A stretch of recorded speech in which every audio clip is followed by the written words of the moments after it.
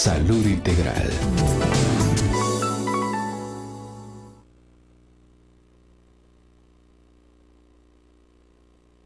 Mis estimados amigos, siempre fieles a su programa científico, Salud Integral. Nuevamente estamos en sus hogares, con el permiso de ustedes, por supuesto, y con su anuencia, porque vamos a tratar temas de salud, como siempre, pero de una forma amena y definitivamente aprendiendo todos. Nuevamente con invitados especiales. Realmente puedo decir que son invitados de honor y de lujo, que tenemos especialistas de alto nivel en salud integral y que nos están trayendo realmente la ciencia hasta la interioridad en sus hogares, para que todos podamos cuidar un poco esa salud y nos evitemos, como siempre lo he dicho, las complicaciones. Pues esta noche tenemos con nosotros un tema interesantísimo sobre gastroenterología, que es la ciencia que trata los problemas y las enfermedades del sistema digestivo. Y para eso contamos con la presencia del doctor Lizardo López Muñoz. El doctor Lizardo López es médico y cirujano, graduado del Centro Universitario de Occidente, acá en Quetzaltenango, de tal manera que es un orgullo para Quetzaltenango tener especialistas egresados de esta magna casa de estudios. Además tiene una especialidad en medicina interna en el Hospital Roosevelt de Guatemala. Pues es amigo también, porque su servidor es cirujano del Hospital Roosevelt. Entonces me complazco mucho en presentar también a los colegas con los cuales pues hemos tenido el honor de compartir no solo la ciencia, sino que la amistad. También el doctor pues tiene un posgrado, o sea ya una super especialidad en gastroenterología, endoscopía digestiva, y también es especialista en vía biliar y un procedimiento que se llama pancreatografía retrógrada endoscópica. Esto es en Hannover, Alemania. Es donde el doctor hizo sus estudios de gastroenterología. Y pues la ciencia europea, siempre a la vanguardia de la medicina. Ahora pues con nosotros él nos va a compartir ciertas experiencias y vamos a darle la bienvenida. Buenas noches, doctor. Bienvenido a Salud Integral con los amigos. Muchas gracias. Muy buenas noches. En primer lugar, muchas gracias por la invitación. Y pues sí, aquí queremos pues compartir un poquito acerca de este tema muy interesante y pues esperando que la audiencia pues nos llame, ¿verdad? Para poder resolver las dudas que tenga.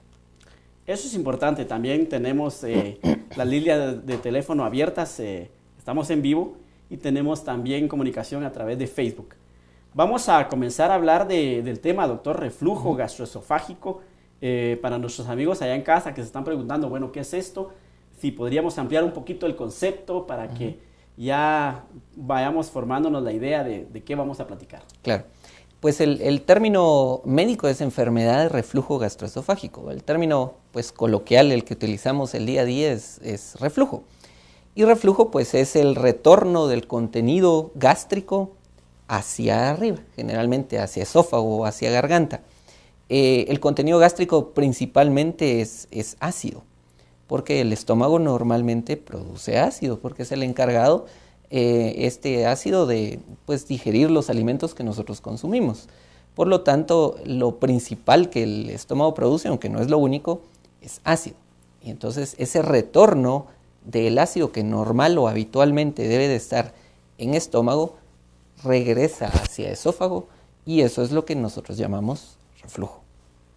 De tal manera que este ácido entiendo yo que debiera irse por gravedad siempre hacia abajo y en ningún momento subir, ¿no? ¿Es así? Así es, así es. De hecho, la gravedad juega un papel importantísimo en enfermedad de reflujo. Cuando hablemos un poquito acerca de cómo evitar las medidas para poderlo evitar, influye mucho la gravedad porque obviamente es mucho más difícil que el ácido venza la gravedad subiendo hacia el esófago. Por lo tanto, debe de haber una cantidad muy grande de ácido en el estómago para que éste regrese.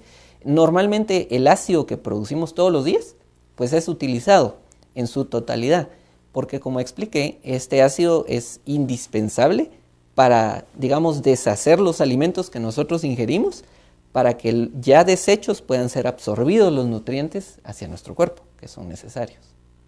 Bien, ¿qué pasa con las personas que tienen este reflujo gastroesofágico? ¿Qué tantos pacientes ven ustedes, los gastroenterólogos, con esta enfermedad? ¿Es frecuente o cómo estamos en Guatemala con esto? Fíjese que sí, en realidad es bastante frecuente. Yo diría la principal causa de consulta, el motivo de consulta en la clínica de gastroenterología. De hecho, a nivel mundial es la principal causa de consulta a gastroenterólogos en cualquier parte del mundo. Y esto por un montón de razones, por muchas razones. Yo echaría la culpa, si queremos echar una culpa, básicamente al cambio de dieta.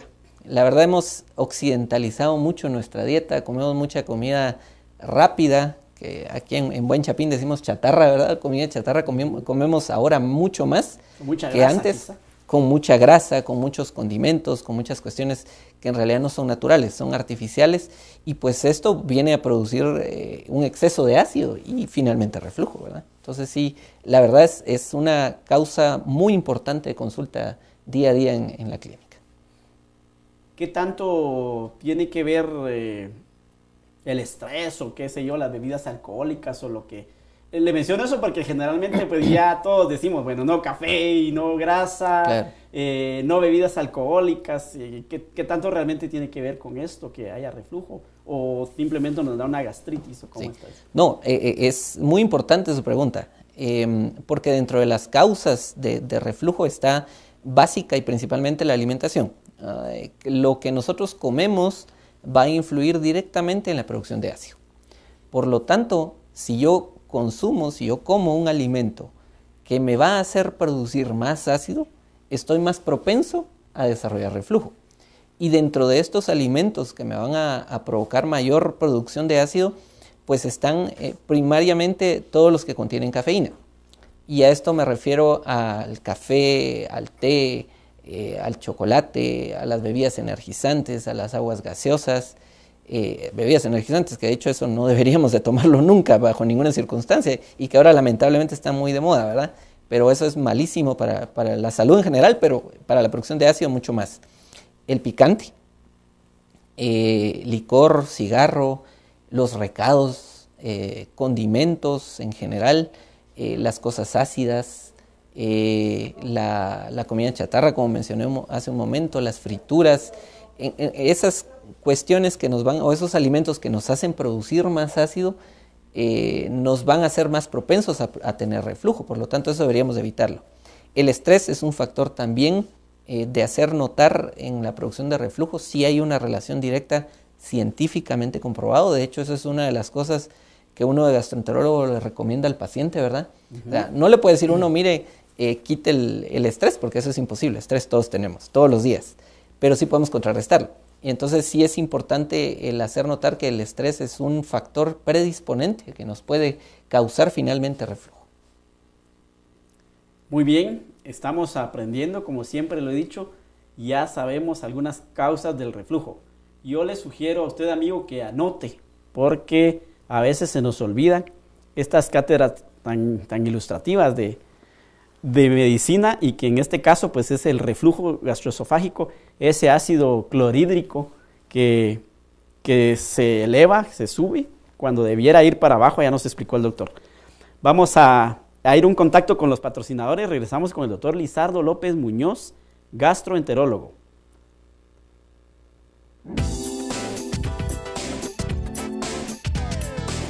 Salud Integral. Muy bien, detrás de cámaras estábamos platicando con el doctor Lizardo López Muñoz sobre la frecuencia con que se ve el paciente con reflujo gastroesofágico en la práctica clínica de todos los días. Y nos comentaba, doctor, de los jóvenes, que prácticamente en tiempos atrás era una enfermedad de adultos pues ya promedio, pero que últimamente ustedes lo están viendo más en jóvenes, ¿verdad? ¿Alguna causa que tenga que ver con esto? Sí, yo incluso atrevería a decir que alarmantemente lo vemos cada vez más en jóvenes. Pues las causas, otra vez volvemos a lo mismo, la alimentación. Vamos a poner un ejemplo aquí. Yo me recuerdo que cuando era niño y había la entrega de notas y uno salía bien, iba uno a comer a un restaurante generalmente de pollo, ¿verdad? Esa era la paga. Esa era la paga. Y ahora yo voy rumbo a algún lugar y siempre miro niños con padres saliendo de un restaurante, en todo momento. Entonces la dieta ha cambiado totalmente, ya no se utiliza como un premio, sino como algo normal, ir a comer a un restaurante de comida rápida. Y entonces eso ha influido a que los niños pues tengan sobrepeso, que tengan un montón de enfermedades y dentro de esas reflujo. Entonces los jóvenes cada vez comen menos comida casera guatemalteca y cada vez más comen comida de esta chatarra. Y la otra cuestión es, vuelvo a insistir, las bebidas energizantes, que son totalmente malas bajo cualquier punto de vista, son, yo diría, hiperestimulantes de todo el sistema, tanto nervioso como cardiovascular, y en realidad es bastante peligrosa. De hecho, hay reportadas muertes en Europa y en Japón por el consumo de estas bebidas. Y adicciones también. Y adicciones, por supuesto. Y a veces los jóvenes lo utilizan para, por ejemplo, tienen un examen y entonces toman una de estas porque creen que van a estudiar bien, cuando en realidad no es así. Los estudios reportan que disminuye la concentración cuando uno toma alguna de estas bebidas. O sea, de estudiar nada, mantenerse porque obviamente despierto, no es natural el hecho de que claro, estén captando algún tipo de conocimiento. Claro, no es natural. Entonces yo creo que esas son las cosas que han influido mucho a que cada vez veamos más reflujo en gente cada vez más joven, ¿verdad? Claro.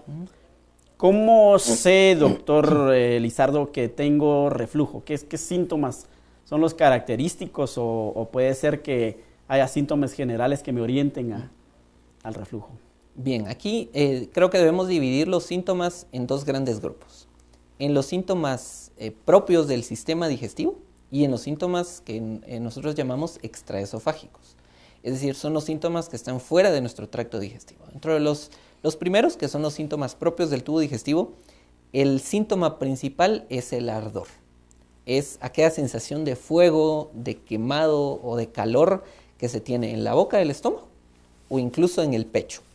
Arribita donde terminan las costillas, esa sensación de quemante, de caliente, de calor o de vacío incluso, es el principal síntoma. Segundo, pues las famosas agruras y la acidez, que no es más que el reflujo puro, el regreso del ácido hacia arriba, y uno dice, ay, tengo agruras, ¿verdad? Tuve agruras. Uno se come un panito con café y al ratito ya tiene agruras, ¿verdad? O que a veces se va uno a acostar y con muchas almohadas, porque ya siente uno que... Exactamente. Sí. Ese es uno de los síntomas principales. Por supuesto, puede acompañarse de otros, como por ejemplo mal aliento. Alguna causa de consulta también es el mal aliento y puede ser debido a reflujo porque está regresando el contenido y ese contenido no solamente es ácido, a veces hay restos de alimento que pues expelen algún olor y entonces da el mal aliento ya también. mezclados con las bacterias, supongo ahí. Así es, de la flora intestinal, bacteriana gástrica normal. Entonces, sí, el mal aliento también es una causa de consulta. El dolor abdominal, que generalmente el dolor lo refieren en la boca del estómago, eso también. La sensación de llenura, ¿sí? Cada vez que uno come un poquito y dice, no, ya me llené, ya no quiero más, también es un síntoma de reflujo. Y esto es de los síntomas básicos del sistema gastrointestinal, pero los que son aún más alarmantes son los síntomas que son fuera del tubo digestivo y que cada vez lo vemos más. Por ejemplo, la tos. Uno piensa que tos es pulmones, ¿verdad? Claro. Pero lo que sucede es que en el inicio del tubo digestivo, específicamente del esófago, hay una división entre el tubo que comunica al estómago y el tubo que comunica a pulmones. Y entonces cuando el contenido ácido regresa hacia ese punto específico, a esa división, por así decirlo, el ácido puede incluso intentar ingresar hacia pulmones. Y entonces la tráquea, que es el tubo que comunica a pulmones, se cierra, lo que provoca un reflejo de tos. Entonces muchas veces la tos nocturna, por ejemplo, o la tos crónica, aquella tos que uno le llama necia, ¿verdad? Que no se me quita la tos, eso también es un síntoma o puede ser un síntoma de reflujo. Obviamente primero hay que descartar un problema pulmonar o un problema de otorrinolaringológico, y si no es esto, pues obviamente uno debe pensar en reflujo. Otro síntoma bien frecuente es la garraspera o la gente dice, siento una flema aquí, que no me baja y que yo tengo que estarme limpiando la garganta a cada momento. Eso también es algo común y frecuente y es un síntoma característico de reflujo. Y pues de ahí vienen otros síntomas, de ahí para arriba, por así decirlo. Están descritos bien en la literatura, por ejemplo, infecciones respiratorias a repetición, una amigdalitis que da cada mes, cada 15 días le da amigdalitis, infecciones de oído, infecciones de garganta, asma incluso, y finalmente hasta neumonías producidas por el mismo reflujo. Entonces, como ven, es una paleta de síntomas que no solo se circunscribe al tracto gastrointestinal, sino fuera de este, principalmente al respiratorio. Otro síntoma que también es de hacer notar es el dolor de pecho. Algunos pacientes llegan por dolor de pecho. Obviamente uno tiene dolor de pecho y lo primero que piensa es, tengo un problema en el corazón. Claro, o los pulmones. O los pulmones. Entonces, de hecho, ese es lo lógico. Primero, descartar un problema de corazón, descartar un problema de pulmones, y si no es, puede ser un problema de esófago, causado por reflujo. Lo que sucede es que cuando el ácido regresa, inflama el esófago. Y al inflamarse, pues se hincha, como cualquier parte que nos inflamáramos, ¿verdad? Una rodilla, un codo, un pie. Entonces el esófago de igual manera, en presencia de ácido, se inflama. Esa inflamación, pues hace que se hinche y por supuesto duele. Y entonces da un dolor igualito como que fuera un dolor de infarto. Un dolor opresivo, es decir, como que sintiera que le estuvieran uno apachando. Incluso falta de respiración o taquicardia, es decir, que el corazón lata un poquito más rápido. Son parte de los síntomas fuera del esófago, pero que son parte del cuadro clínico de reflujo. Tuve un paciente y resultó que el dolor de espalda también era reflujo gastroesofágico. Claro. Y lo que usted dice, ¿verdad? Dolor torácico. Muy bien, me avisan ahí que tenemos corte comercial y vamos a regresar hablando ya de cómo hacer el diagnóstico de reflujo gastroesofágico. Regresamos.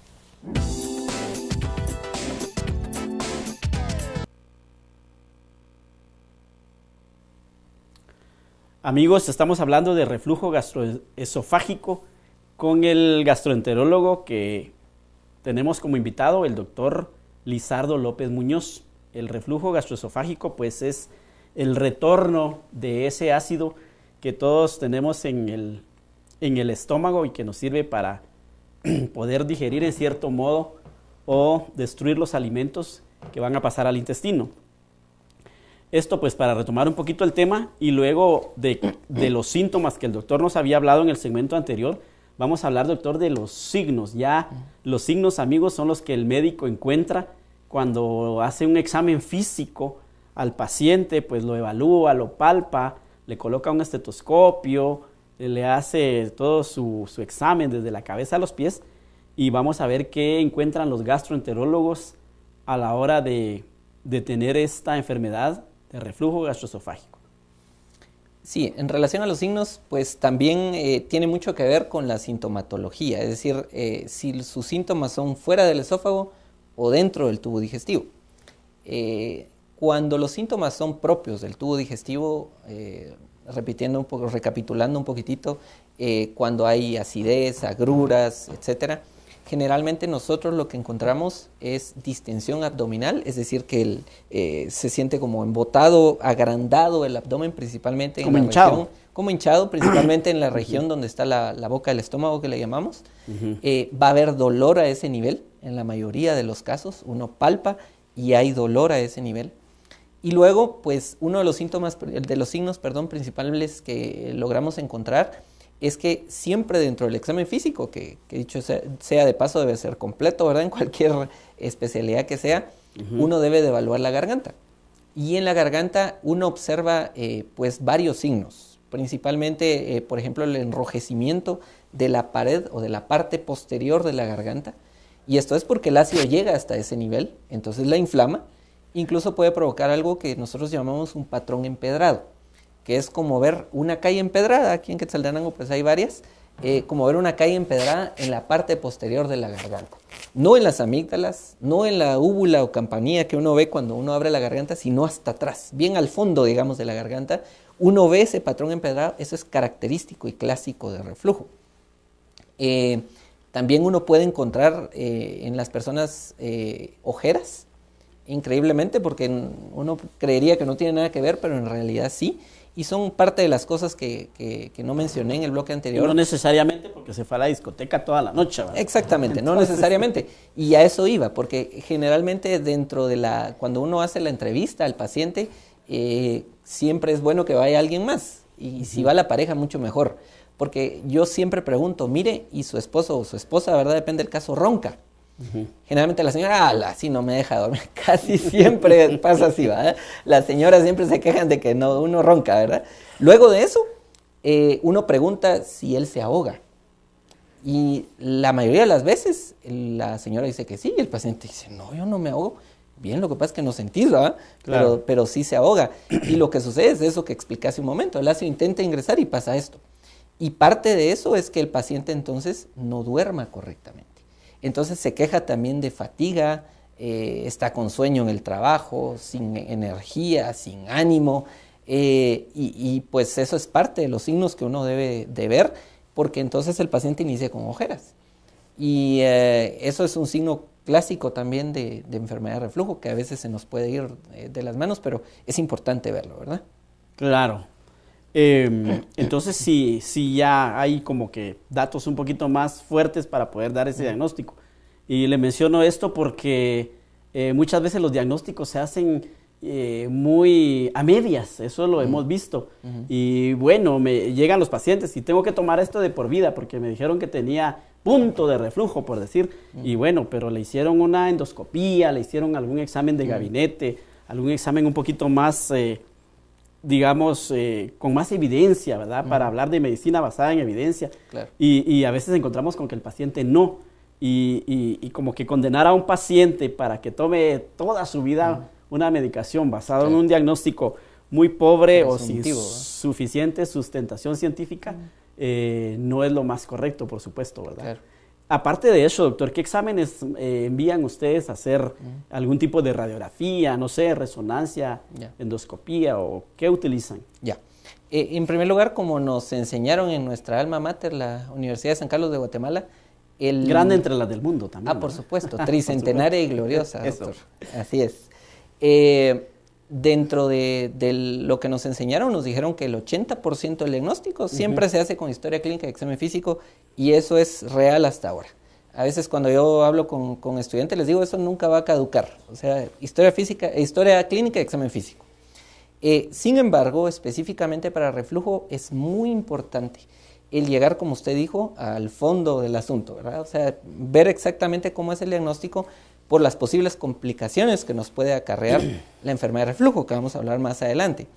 Por lo tanto, uno puede solicitar varios estudios en realidad, pero lo que nos puede dar más ayuda es la endoscopía. Explico un poco qué es la endoscopía. La endoscopía es un método que se realiza con una sedación sencilla, no se utiliza anestesia general, es solamente una sedación, y es la introducción de un tubo más o menos como del ancho de mi dedo, que en la punta tiene una cámara. Eso se introduce por la boca, entonces uno va observando garganta, esófago y estómago. La idea de esto es que la cámara está conectada a una pantalla, un monitor, entonces uno puede ver directamente qué es lo que está pasando dentro. Y eso nos ayuda a hacer primero el diagnóstico de reflujo, certero al 100%. Además nos ayuda a evidenciar si no hay complicaciones propias del reflujo, y nos ayuda también a poder obtener algunas muestras, si en algún caso es necesario, para poder descartar algunas otras enfermedades un poco más peligrosas o un poco más de más cuidado. Pero la endoscopía sigue siendo el método estándar para realizar el diagnóstico de reflujo. Existen otros métodos, claro, como por ejemplo el trago de bario o la serie gastroduodenal, que esto se hace en un centro radiológico, y ahí lo que se hace es que se da de beber al paciente un medio de contraste, que generalmente es bario, y luego pues se toman radiografías para determinar si hay retorno del contenido del estómago hacia arriba. El método es bueno, tiene sus indicaciones muy específicas, diría yo, y precisas. Yo las circunscribiría más a disfagia, es decir, dificultad para tragar. porque si en algún momento se hace un trago de bario y ahí sale que si hay reflujo, no sabemos si este está complicado, no sabemos la causa, entonces finalmente de todos modos hay que hacer una endoscopía. Por lo tanto, sí tiene su uso, pero muy específico. Luego, pues existen otros métodos diagnósticos, como por ejemplo la manometría esofágica o la pHimetría esofágica, que hay un centro aquí en Quetzaltenango que las efectúa. Esto se utiliza más bien para reflujos complicados, aquellos que a pesar del tratamiento, el paciente no mejora. Resumiendo, yo diría, aparte de la historia clínica, el examen físico, que sí los gastroenterólogos nos tardamos un tiempo considerable en entrevistar al paciente por lo mismo, y luego pues la endoscopía. Resumiendo, creo yo que esos serían los métodos diagnósticos ideales, estándar para hacer el diagnóstico de reflujo. Hablando de las complicaciones del reflujo que usted nos mencionaba, ¿cuáles serían estas complicaciones? Ya. Existen varias complicaciones. La principal de ella, que es la más frecuente, es el aparecimiento de estenosis o estrecheces. Esto es que en el momento en que el ácido regresa hacia el esófago, cuando es reiterativo, pues el esófago se inflama cada vez y produce una cicatriz. Esa cicatriz va haciendo que cada vez el esófago se vaya haciendo más pequeño, en la luz del esófago.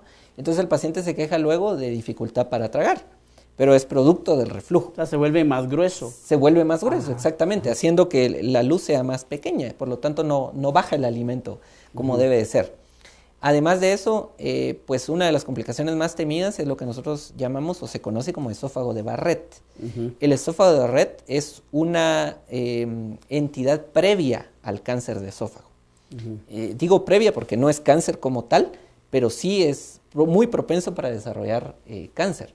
Por lo tanto, esa es una de las cosas o de las razones principales por las cuales es indispensable que todo paciente con reflujo tenga una endoscopía.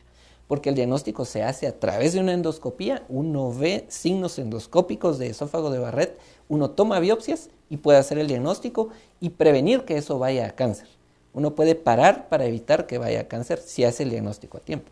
Entonces, diría que esas son las complicaciones principales. Hay bastantes más, pero ya salen fuera del tracto gastrointestinal, pero estas dos son las principales y las más temidas, ¿verdad? Muy bien. Como vieron, amigos, complicaciones es lo que nosotros no queremos y ustedes, por supuesto, tampoco. Entonces, para evitar esto, acudir al especialista en su momento. Vamos a ir nuevamente a un corte, regresamos con el doctor Lizardo López Muñoz, él es gastroenterólogo y estamos tratando el tema reflujo gastroesofágico.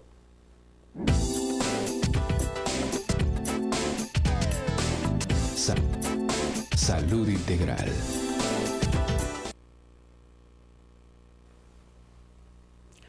De vuelta con Salud Integral.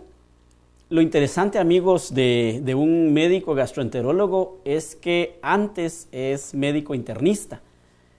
Entonces el internista tiene una especialidad en la cual pues todos los órganos él los evalúa uno por uno para ir haciendo un diagnóstico, muchas veces por exclusión y muchas veces pues orientado en los signos y síntomas que el paciente pueda tener.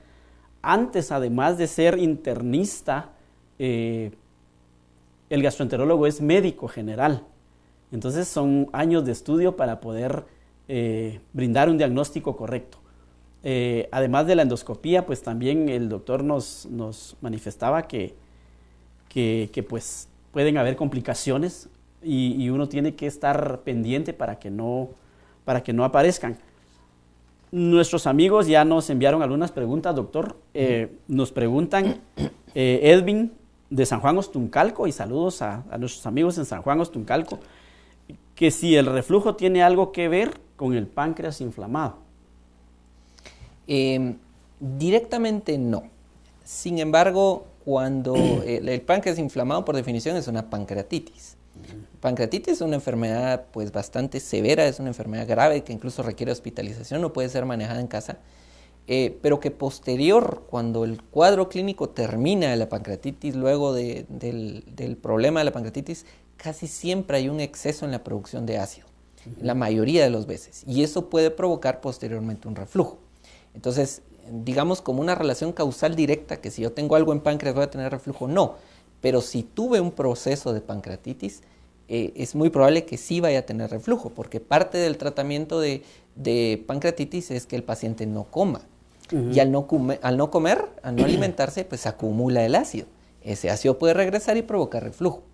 Entonces, sí está en una relación, aunque no directa, pero sí tiene una relación. Y también se me ocurre pensar en el paciente alcohólico, porque generalmente la pancreatitis como que es complicación también de los problemas hepáticos por congestión, por alcohol, y luego que esto pueda también alterar los órganos vecinos. Claro, como dije, digamos en el caso específico que usted decía, que lo dice muy acertadamente, la causa principal de pancreatitis en nuestro país lamentablemente es el alcohol, el exceso de alcohol, y aunque hay muchas otras causas, pero esa es la causa principal. Recordémonos que las personas que beben en exceso de alcohol generalmente no comen o medio comen. Y eso, además de la afección en el hígado, de problemas en el páncreas, va a provocar inflamación en el estómago con la consecuente producción de ácido y eso pues provocarnos el reflujo. Entonces sí está en relación, como usted bien lo dice. Está relacionado. Pues Ana María del Centro Histórico en la zona 1, también saludos al Centro Histórico. Realmente nos gusta ir ahí a tomarnos algo de lo que estábamos hablando. Claro.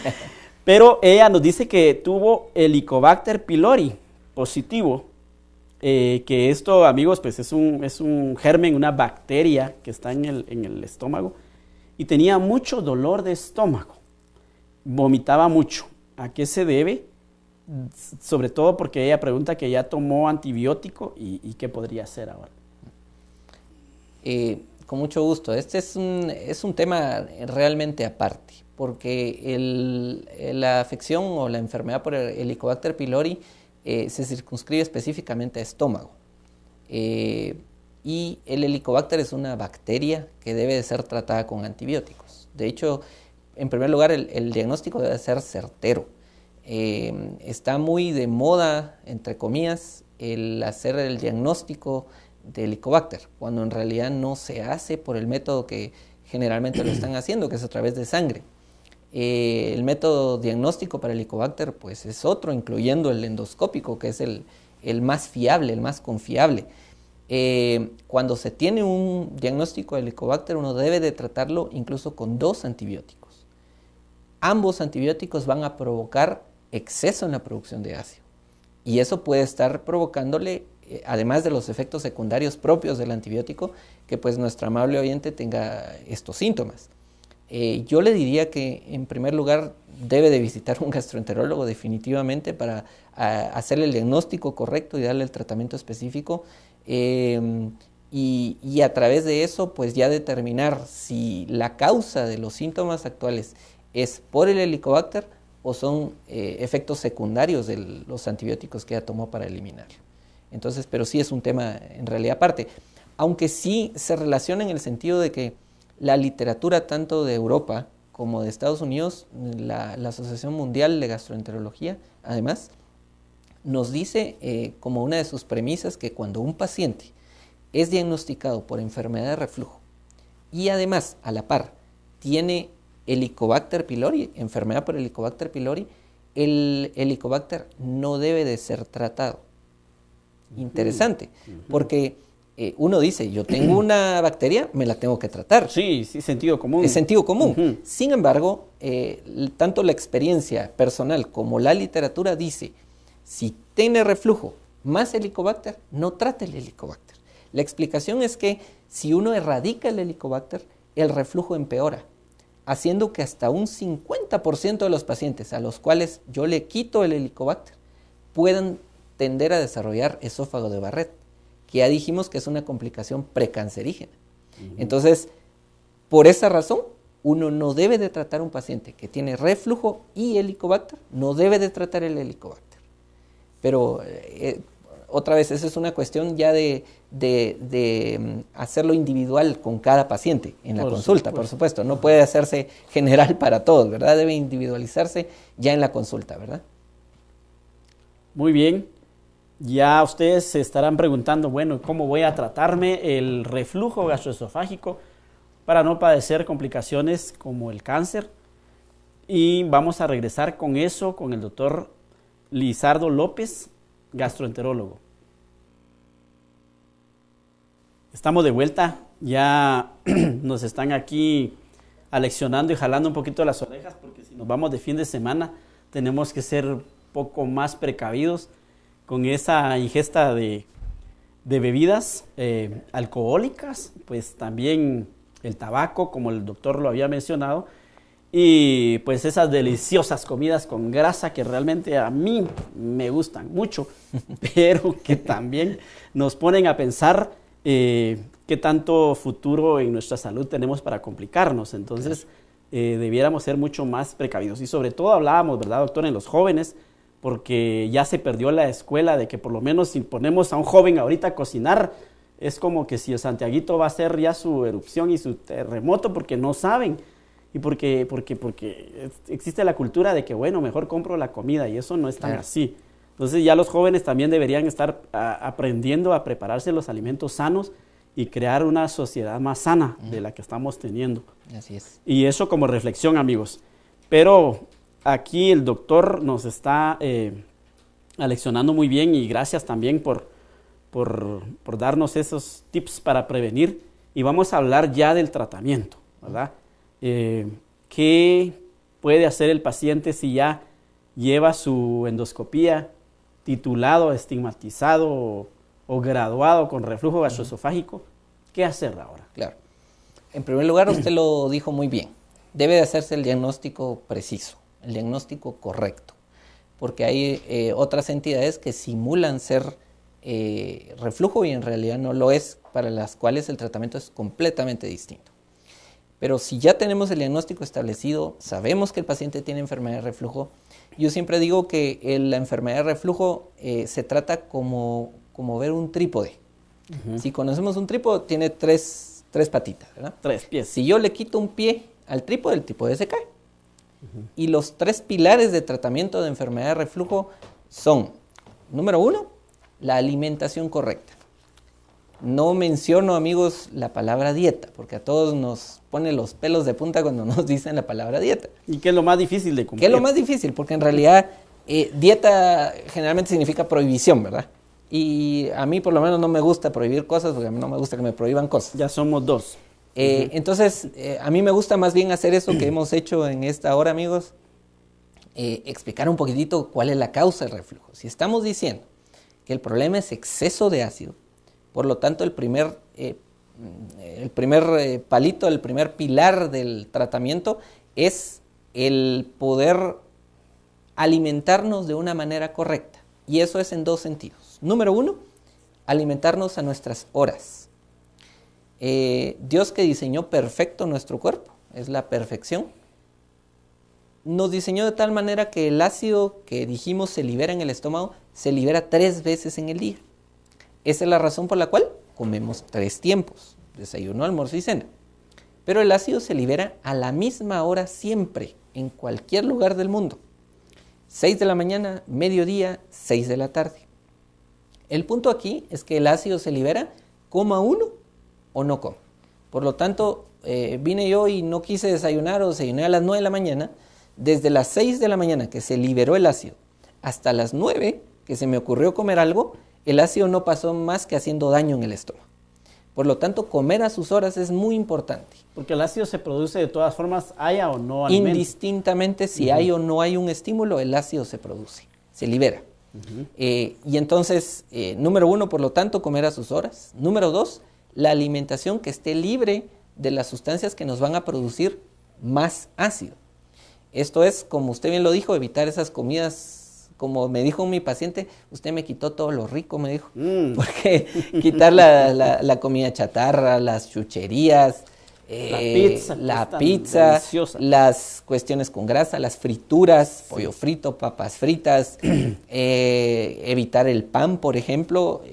Yo soy una persona antipan, sí como pan, pero es que el pan produce, cualquiera de nosotros nos comemos un panito con café y nos da agruras. Las levaduras y por la levadura y todo lo que contiene el pan. Por lo tanto, tratar de no comer pan, tortilla y tamalitos, si somos buenos guatemaltecos, deberíamos de comer tortilla y tamalito, pero no pan. Las cosas ácidas, por ejemplo, hay gente que tiene costumbre de un vaso de jugo de naranja en las mañanas, por ejemplo. Si tiene reflujo no debe de hacer eso. O personas que acostumbran tomarse un ajo, por ejemplo, en ayunas, Eso tampoco debe ser. El ajo es un condimento, por lo tanto hace que se produzca más ácido. Eso No, hay que o el evitarlo. jugo de limón puro. O el también, jugo porque de eso- limón es ácido, pues. entonces por lógica no deberíamos de estar consumiendo ácido si tenemos reflujo. Entonces, el primer pilar es, por lo tanto, la alimentación, que debe ser a sus horas y libre de las sustancias que nos produzcan más ácido. Y esto incluye cualquier cosa que no sea natural, que sea enlatada, envasada, media vez sea un producto natural, no ácido, se puede consumir cualquier cosa. Número 2, la segunda pata del tratamiento. Esta incluye algo para contrarrestar el estrés, porque como lo mencionamos al inicio, el estrés es un factor.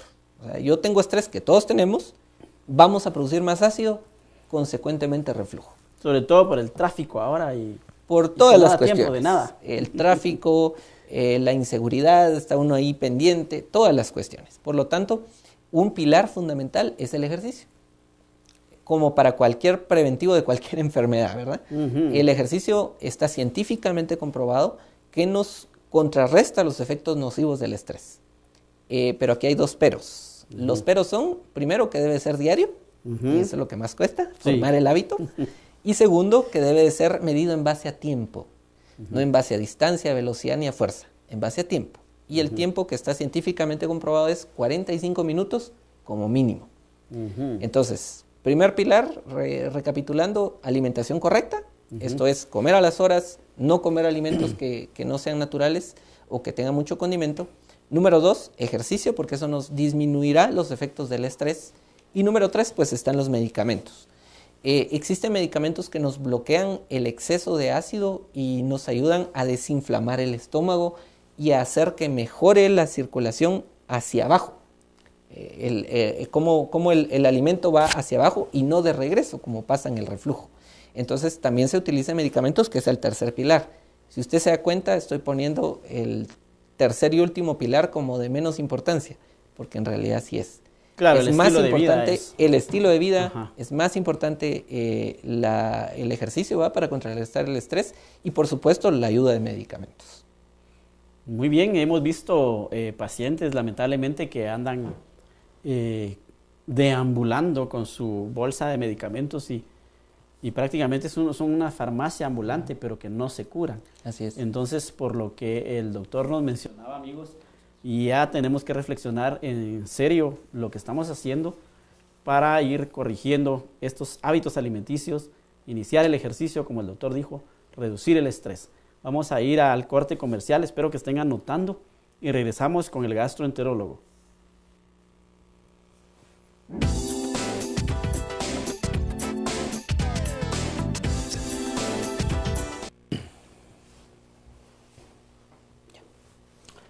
Vamos a aprovechar para saludar al ingeniero Neri Durini, que nos está llamando, y gracias también por sus conceptos y por sus saludos. Pues el ingeniero nos pregunta, doctor, él padece gastritis, toma lansoprazol, que es uno de los medicamentos que usted mencionaba, y si usted le puede recomendar alguna otra cosa. Sí. El lansoprazol es un medicamento bueno, de hecho fue uno de los primeros medicamentos que surgió o que fue creado para estas afecciones del estómago principalmente. Sin embargo, ya hay medicamentos mejores, no estoy diciendo que el lansoprazol sea malo, simplemente que hay superiores, que ya hay mejores, más efectivos, que sí se pueden utilizar. Lo que sucede también es que hay que ver si el ingeniero está llevando a cabo también el cambio en el estilo de vida, como hemos platicado, porque a veces uno le echa la culpa al medicamento, ¿verdad? Y decir, no funciona, pero en realidad tenemos que cambiar nuestro estilo de vida, recordarnos de las 3 patitas del trípode, y sí. Entonces, pues eso es lo que yo le recomendaría. Primero, revisar si está bien, y si no, pues ya ver cómo podemos cambiar el medicamento. Muy bien, Rubén Gómez de la zona 5 de Choquí, también saludos a los amigos de Choquí. Nos pregunta qué se puede tomar para el reflujo y ya nos indicaba usted de los protectores de antiácidos, ¿verdad? Claro. Que bloquean el exceso de ácido. Así es. Nos mencionaba el doctor. Y por cuestiones de tiempo, amigos, vamos a hablar un poquito también a terminar con el tratamiento, ¿verdad? Que que estábamos comentando, no sé, algo más. Sí, un par de cositas que no quisiera que se quedaran en el aire. Primero, una medida muy importante que podemos tomar para evitar el reflujo, que repito, principalmente es nocturno, es elevar las patas de la cabecera de nuestras camas, más o menos del tamaño de un ladrillo. Yo le digo a mis pacientes, compre un ladrillo, pártelo a la mitad en cada pata de la cabecera de la cama. Eso nos evita que esté totalmente plano, haciendo un ángulo más o menos de 30 grados, lo que nos ayuda a evitar mucho el reflujo. No usar ropa muy apretada, especialmente las damas, porque eso aumenta. Bajar de peso, muy importante, porque el exceso de grasa comprime el estómago, lo que hace más fácil que regrese el ácido. Y tal vez en relación a los antiácidos, muy importante, no deberíamos de usar los antiácidos que contienen hidróxido de aluminio, de magnesio o de calcio, porque su uso crónico puede dar problemas en los riñones o problemas en el corazón. Por lo tanto, hay que tener mucho cuidado con estos antiácidos que son muy frecuentes en un frasquito blanquito con letras rojas y negras. Habría que tratar de no evitarlo, de no usarlo muy frecuentemente, ¿verdad? Con mucha precaución. Lo Así que hemos es. siempre dicho, ¿verdad? Amigos, también se les exhorta también a que estos temas pues se prestan a mucha discusión, a mucho debate, Claro. y eso es buenísimo. Y que leamos, ¿verdad? No nos quedemos con lo que se nos dice, sino que vayamos a ampliar nuestros conocimientos e instruirnos un poquito más. También vamos a pedirle al doctor, bueno, tenemos otra pregunta acá, nos indican, hay una paciente, nos saluda también Iris Castellanos, y ella dice que no tiene ardores, tampoco tiene acidez, pero que sí siente esa carraspera que usted mencionó de la mañana, y además tiende a vomitar todos los días. Yo siento que esto ya es un poquito más delicado, Claro. pero que solo le pasa por las mañanas. ¿Qué podría estar pasando ahí? Definitivamente eso es, yo me atrevería a decir que es prácticamente un diagnóstico presuntivo de reflujo. El hecho de los vómitos, principalmente matutinos, es porque el ácido se acumuló durante la noche y entonces es más frecuente que se estimule en la siguiente producción, que es a las 6 de la mañana, como mencioné, y entonces eso hace al paciente propenso de vomitar. Por lo tanto, debería de visitar a un gastroenterólogo para poderle hacer el diagnóstico y darle el tratamiento específico lo antes posible para evitar complicaciones. A mí me quedó un poquito de curiosidad, doctor, esto de los medicamentos, no, de los alimentos que tienen ácido.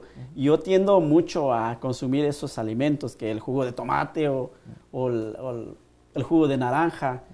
¿Es posible que estos produzcan reflujo gastroesofágico o simplemente están contraindicados en la persona que ya tiene el reflujo? Claro. La pregunta la dividiría en dos partes, porque el reflujo, ¿por qué la voy a dividir? Porque hay personas que dicen, yo he tomado jugo de naranja toda mi vida y nunca he tenido reflujo. Y no pasa nada. Claro, y no pasa nada. Entonces, hay pacientes que toleran esto, pero el paciente que ya tiene reflujo no debería de estar tomando esto. Porque eso le empeora. Porque eso le va a empeorar y producir más reflujo. Si la persona ya está acostumbrada a hacer esto que mencionamos, por ejemplo, un jugo de naranja todos los días, no hay ningún problema. Lo puede seguir haciendo si nunca le dio reflujo. Si ya lo tiene, por favor, evítelo. Oh, muy bien. Otra pregunta que yo tengo. Algunos pacientes hacen una endoscopía y esa se quedó para toda su vida. Yo siento que se debe hacer cierto seguimiento, sobre todo si hay un diagnóstico o fue positivo el diagnóstico. ¿Qué tan frecuente se tiene que efectuar la endoscopía? La endoscopía debería de hacerse si le está diagnosticada la enfermedad de reflujo sin complicaciones cada año, con complicaciones cada 3 meses o 6 meses. Muy bien. Le vamos a pedir al doctor que nos diga dónde lo podemos localizar, doctor, y si nos puede dar un último mensaje a la población, porque ya nos están ahí llamando. Claro.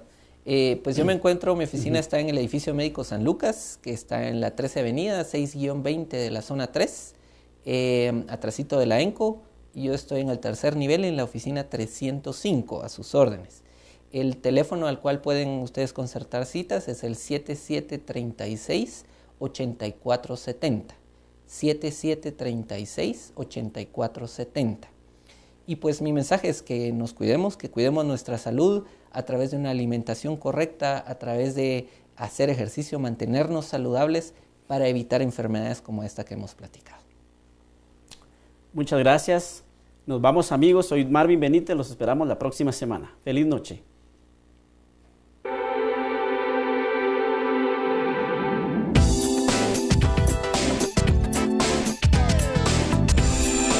Casos clínicos. Nutricionistas. Especialistas.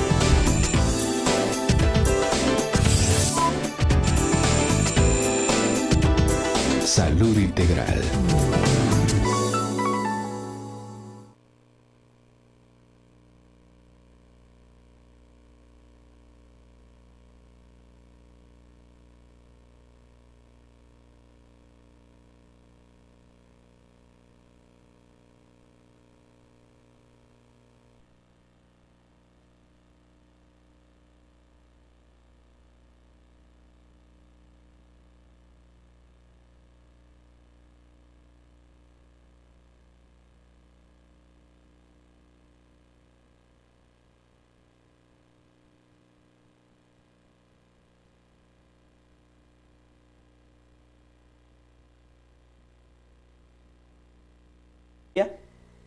Y pues la ciencia europea, siempre a la vanguardia de la medicina.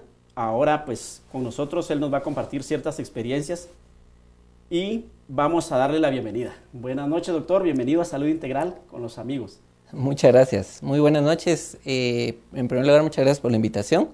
Y pues sí, aquí queremos pues compartir un poquito acerca de este tema muy interesante.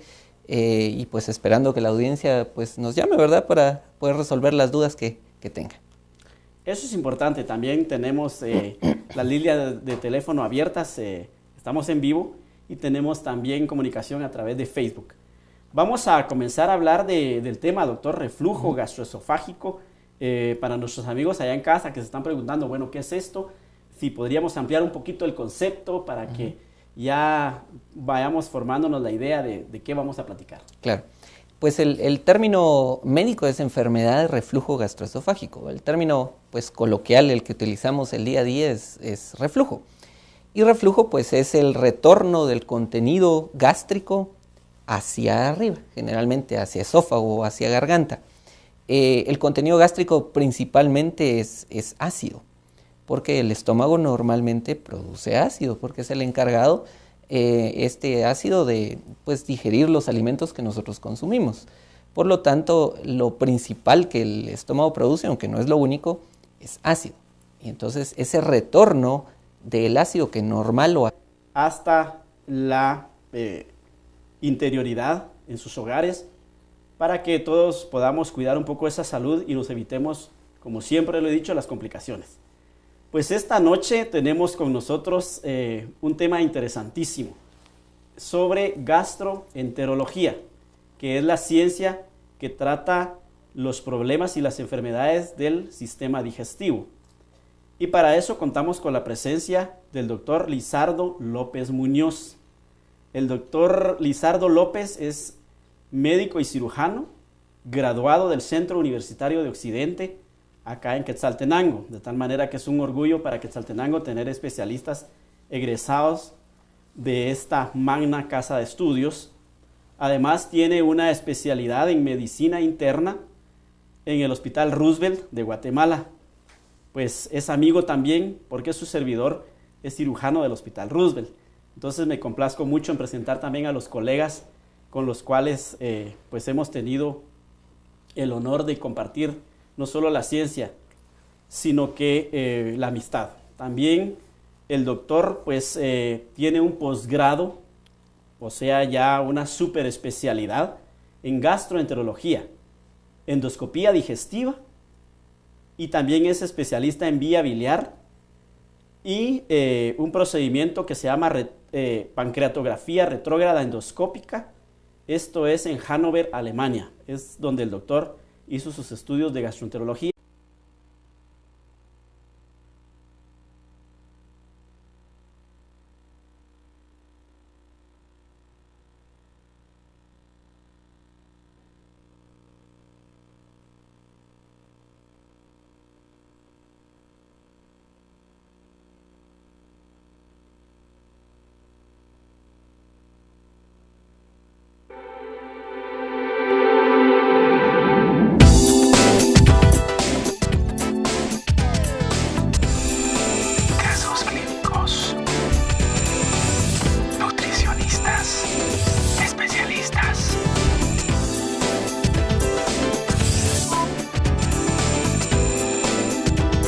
Salud Integral.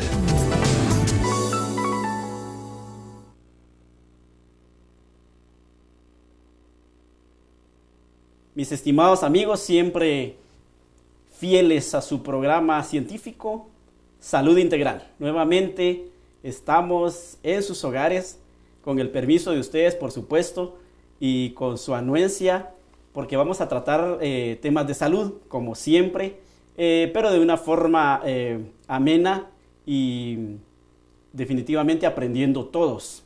Nuevamente con invitados especiales.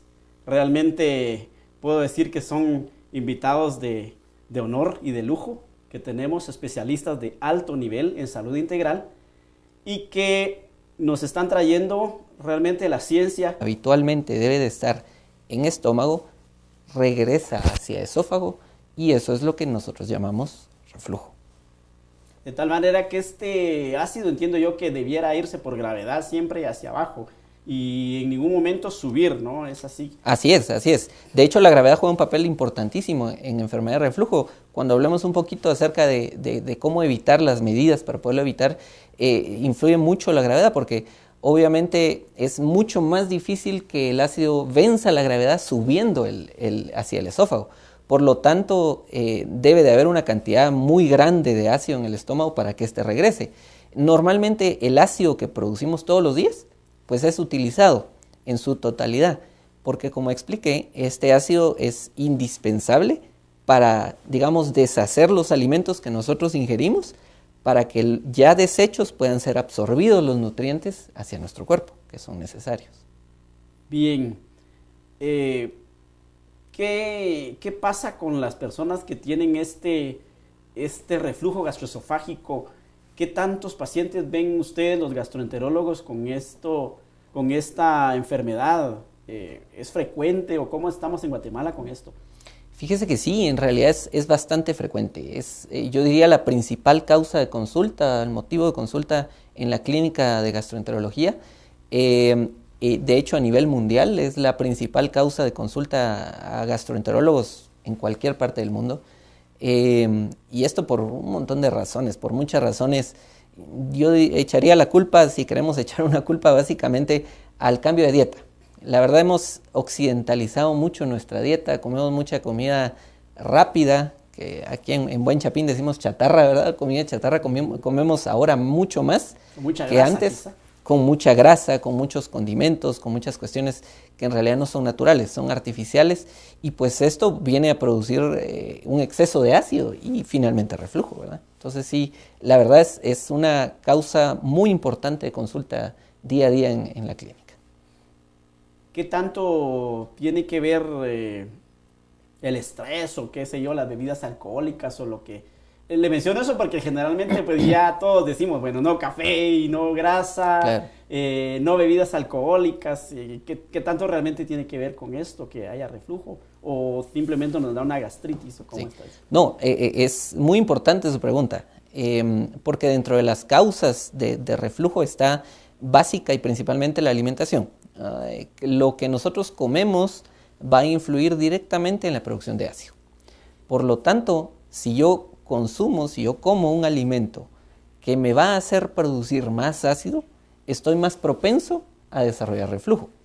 Y dentro de estos alimentos que me van a provocar mayor producción de ácido, pues están primariamente todos los que contienen cafeína. Y a esto me refiero al café, al té, al chocolate, a las bebidas energizantes, a las aguas gaseosas,